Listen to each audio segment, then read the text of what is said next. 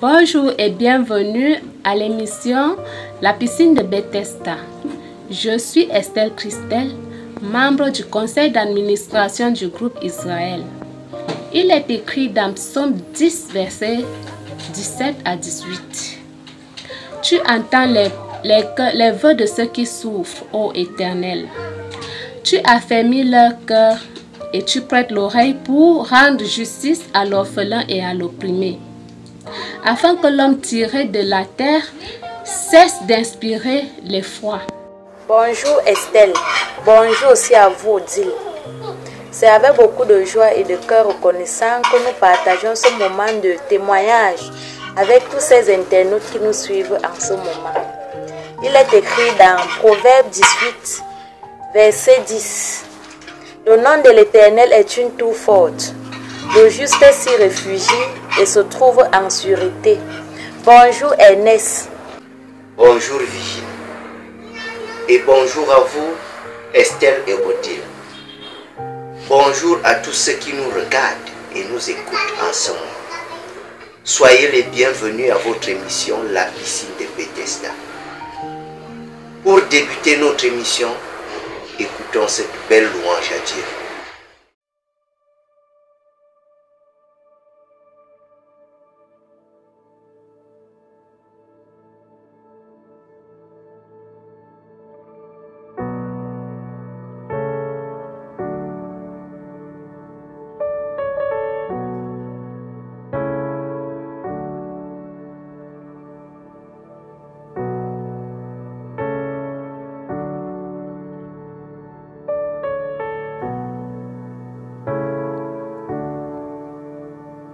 L'amour de Dieu, de loin surpasse ce qu'on peut dire.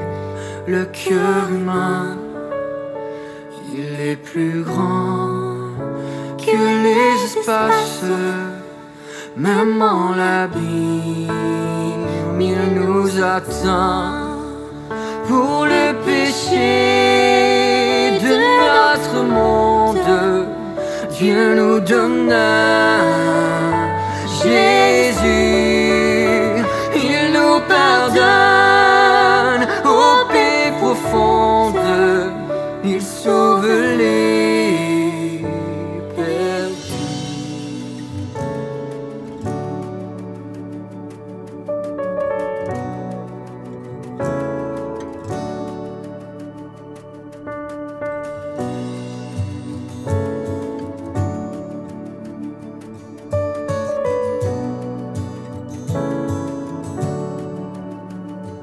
Verser de l'encre dans les ondes, changer le ciel en parchemin, tendez la plume à tout le monde, et que chacun soit écrivain. Vous dire tout l'amour du Père ferait tarir les eaux et remplirait la place entière de ces divins rouleaux. L'amour de Dieu, si fort, si tendre, est un amour sans fin.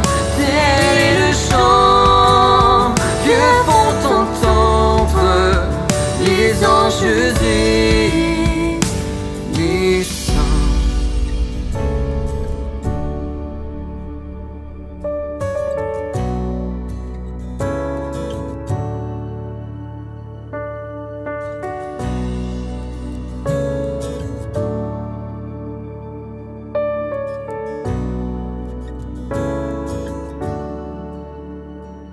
Et que le monde un jour chancelle avec ses trônes et ses rois, quand trembleront tous les rebelles, soudain saisis d'un grand effroi. l'amour de Dieu, que rien ne lasse pour nous encore vivre. C'est le miracle de la grâce. Amen, alléluia. L'amour de Dieu, si fort, si tendre, est un amour sans fin. Tel est le chant que font entendre les anges et les saints. L'amour de Dieu, si fort, si tendre, est un amour sans fin. Tel est le chant que font entendre les anges et les saints.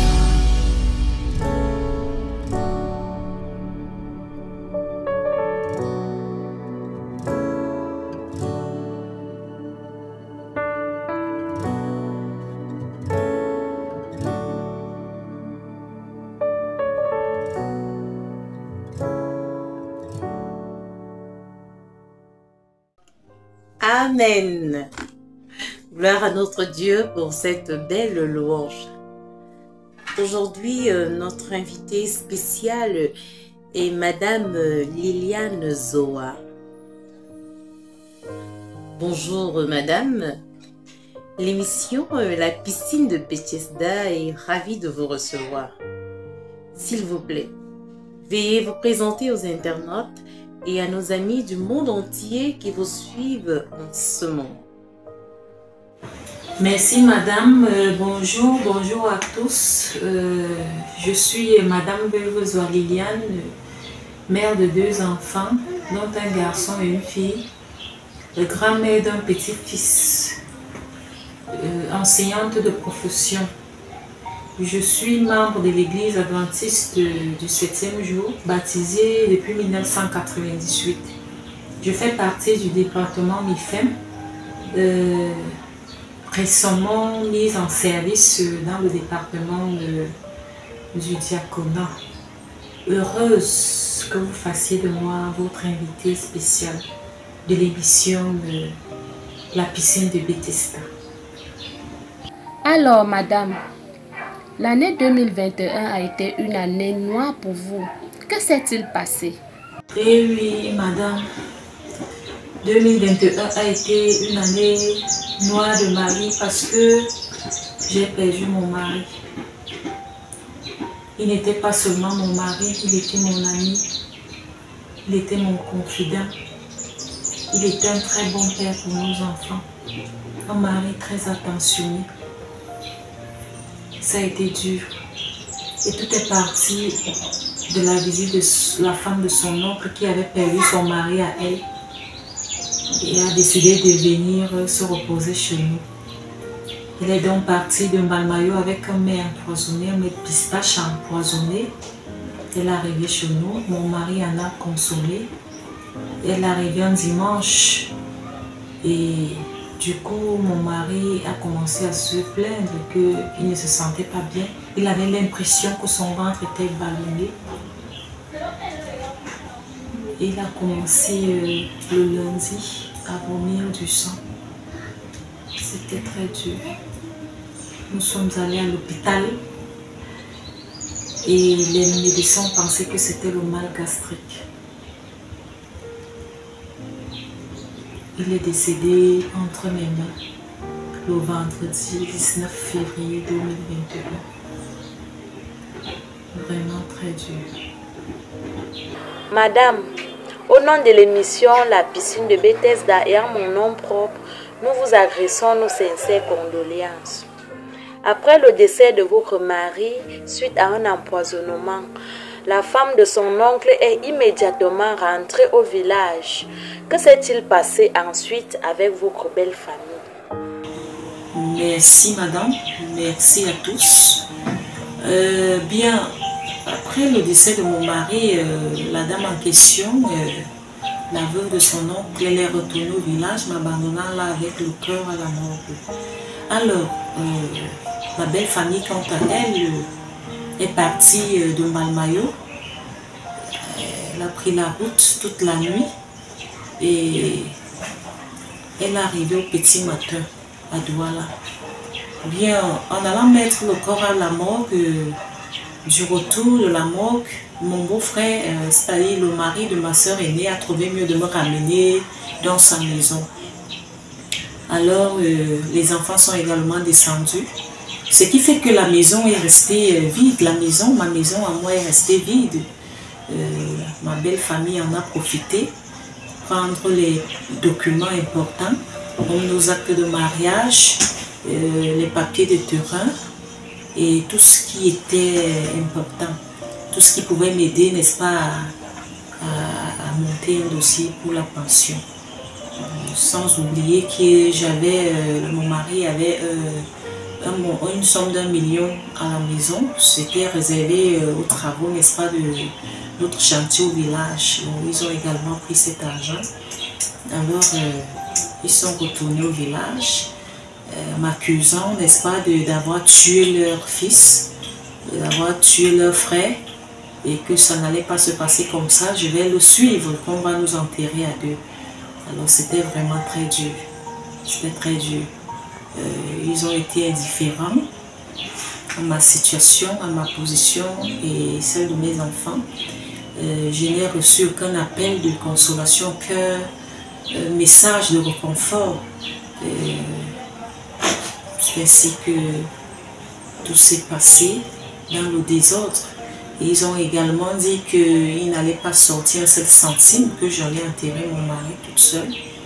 Ils n'avaient pas d'argent à sortir, à dépenser, parce que c'est moi qui l'ai tué. Alors, c'était très dur. C'était vraiment très dur. Parce que j'étais abandonnée à moi-même. Si ça n'avait pas été ma famille, je ne sais pas comment j'aurais fait. Parce que ma famille m'a soutenue à tous les niveaux. Après l'enterrement de votre mari, vous êtes revenu à Douala. En ouvrant la porte de votre maison, vous avez été témoin d'une terrible scène. Pouvez-vous nous raconter la scène vécue? Oui, bien évidemment, mon frère, après l'enterrement, nous sommes retournés à Douala, les enfants, quelques-unes de mes sœurs et moi. Alors, nous sommes arrivés à Douala aux environs de 19h30. Une fois au portail, je l'ai ouvert. Et puis j'ai eu un mauvais pressentiment. J'ai eu l'impression que quelque chose n'allait pas. Alors j'ai demandé à ma famille de m'attendre en bas parce que nous habitions en haut, au premier niveau. Alors je leur ai demandé de m'attendre en bas. Je suis montée, j'ai ouvert la porte centrale. En partant, j'ai laissé la maison éclairée. Je n'ai pas éteint les ampoules.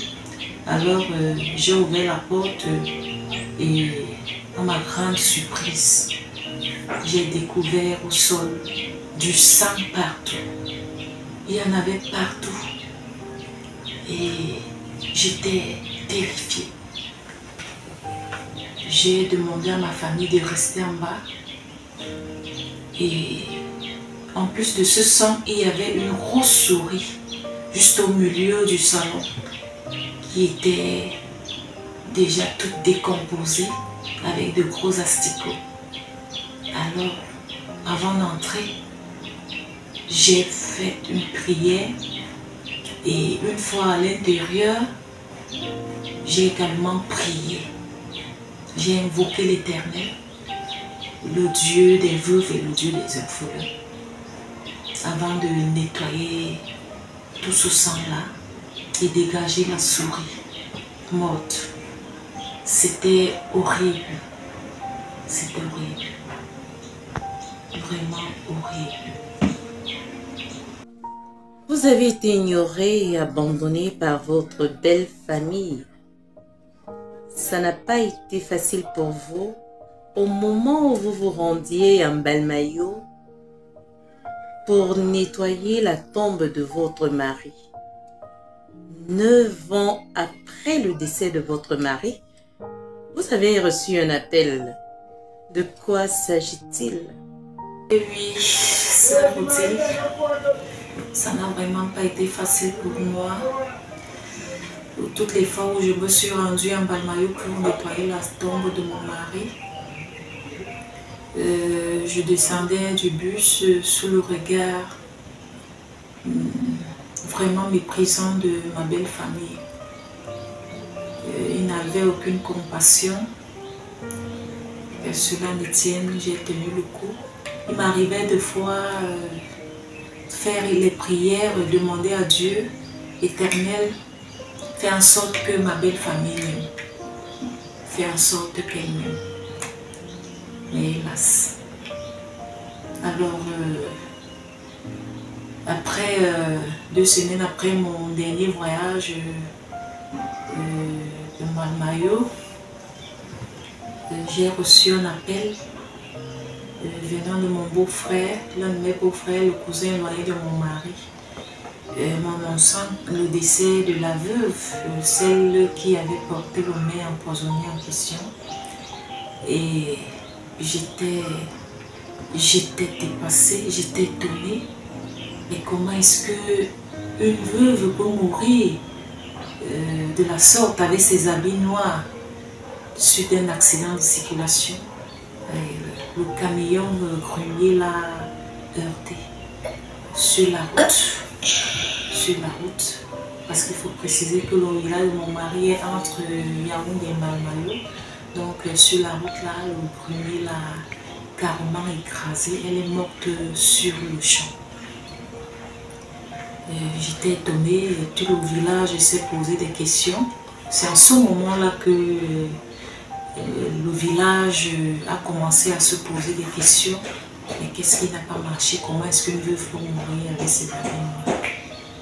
Vraiment, c'était étonnant. Ceux qui avaient été impliqués dans l'empoisonnement de votre mari ont tous été frappés par Dieu. À un certain moment, vous avez eu peur car vous ne pouvez pas imaginer que Dieu vengerait l'assassinat de votre mari. Vous avez choisi de rencontrer un pasteur. Que s'est-il passé? Eh oui, sœur Estelle, tous ceux qui étaient impliqués dans la mort de mon mari ont été frappés. Alors, je ne vais pas le nier, j'ai eu très peur. J'ai eu très peur, je me suis posé des questions. Est-ce possible que Dieu venge ses enfants de la sorte, de manière aussi violente? Alors, surtout que le village de mon mari était agité, de ce côté-là, on disait tout de moi. On me traitait de sorcière, que je suis nanga, et certainement je suis allée faire les remèdes pour tuer toutes ces personnes-là. Et moi-même, j'ai eu peur, et j'ai eu des doutes. Mais qu'est-ce qui ne va pas? Alors, rapidement, je suis allée voir le pasteur qui m'a dit ne t'inquiète pas ma fille. Il a pris sa Bible, il l'a ouverte dans le livre d'Exode 22, le verset 22, et il a mis devant moi cette Bible-là. Alors je l'ai lu. Il est écrit, tu n'affligeras point la veuve ni l'orphelin. Si tu les affliges et qu'ils viennent à moi, j'entendrai leurs cris, ma colère s'enflammera et je vous détruirai par l'épée. Vos femmes deviendront veuves et vos enfants orphelins. Alors j'ai lu ce verset, mon cœur s'est apaisé et je suis rentrée à la maison toute confiante. C'était la parole de l'Éternel s'accomplit toujours. J'ai compris ça et j'étais fière d'être enfant de Dieu. Après la nuit de prière, vous êtes allé rencontrer votre beau-père afin de récupérer l'héritage qui était destiné à votre feu mari. Ceci dans le but de sécuriser l'avenir de vos enfants. Que s'est-il passé? Merci, sœur Virginie. Et oui, après 1 an et demi après le décès de mon mari, j'ai pensé qu'il était temps, n'est-ce pas, d'aller réclamer, n'est-ce pas, l'héritage de mon mari.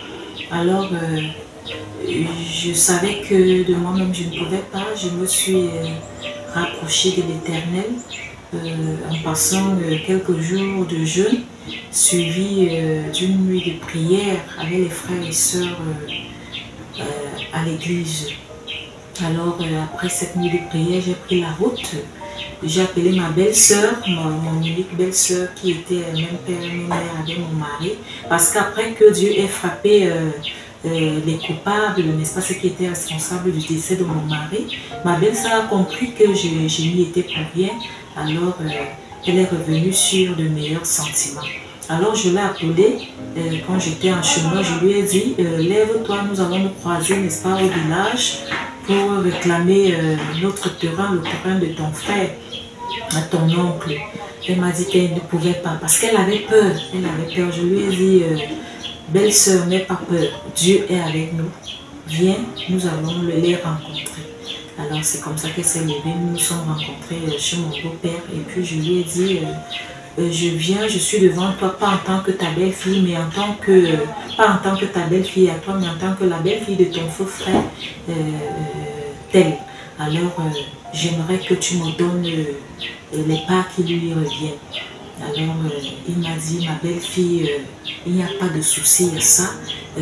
Quand tu pourras, prépare-toi, tu viens, tu sais ce qu'il faut acheter de la nourriture, la boisson.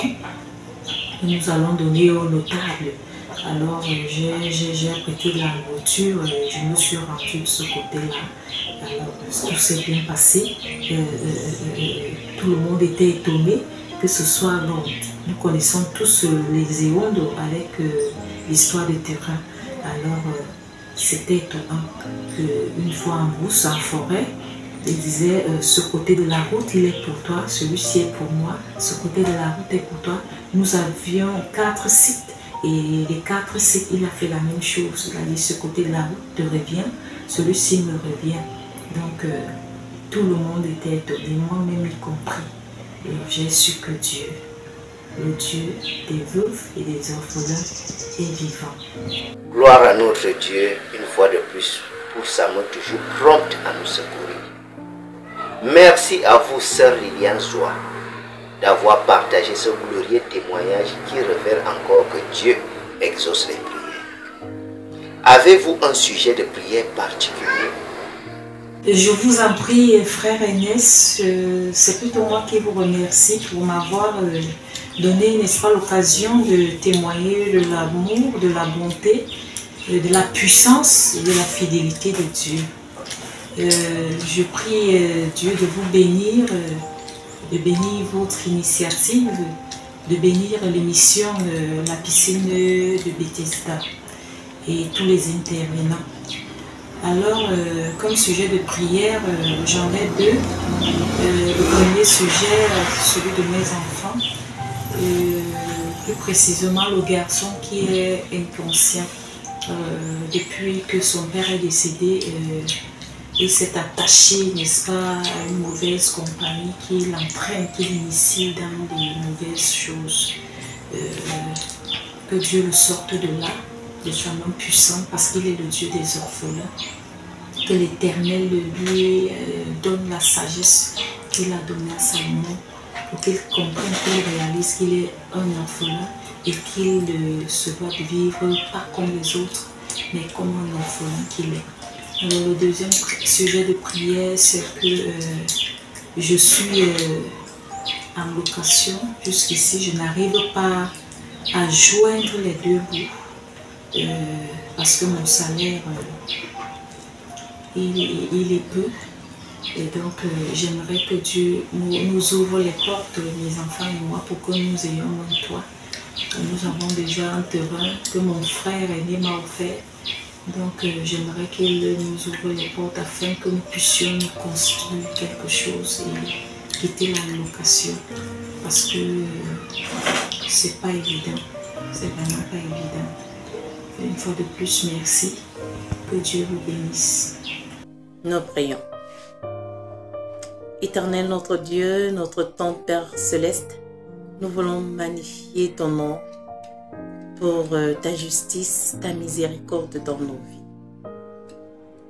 Notamment dans la situation de Liliane où tu as triomphé pour la gloire de ton nom une fois de plus. Nous voulons reconnaître que tu es juste. Nous voulons reconnaître en toi notre refuge. Nous voulons reconnaître, oh Dieu, que nous sommes la prunelle de tes yeux et que tu nous aimes d'un amour inconditionnel. Merci parce que d'avance, tu nous as interpellés sur les moments de la fin de temps. Et tu nous as dit que nous vivrions des moments difficiles, des moments ténébreux dans ce monde. Mais surtout, Dieu, tu as rajouté que tu ne nous délaisseras jamais, que tu seras avec nous aujourd'hui jusqu'à la fin de ce monde. Merci pour tes promesses qui se réalisent dans nos vies. Merci Seigneur pour le triomphe dans la situation de Liliane. Assurément, oh Dieu, tu es le Dieu des orphelins et des veuves. Tu es le Dieu des affligés, mon Dieu. Au reste, nous voulons, Seigneur, te présenter nos situations douloureuses, ténébreuses, dont chacun de nous vit en ce moment. Nous vivons des déserts profonds. Et à tes pieds ce matin, nous voulons, Seigneur, te les remettre. Tu as dit que nous venions à toi pour tous qui sont chargés et fatigués afin que tu nous donnes du repos. Accorde-nous ton repos en Jésus-Christ, au nom de Jésus.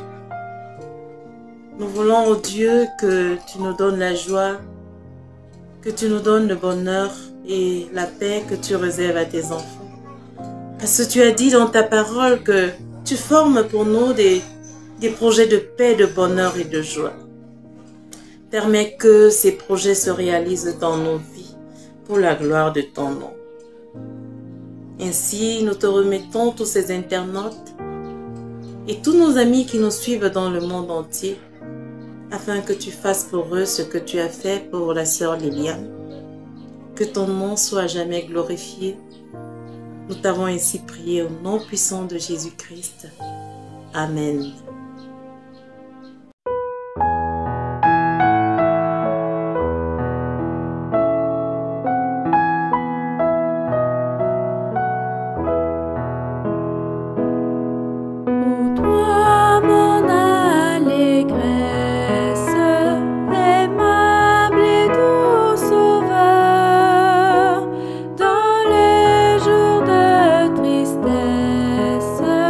Tu consoles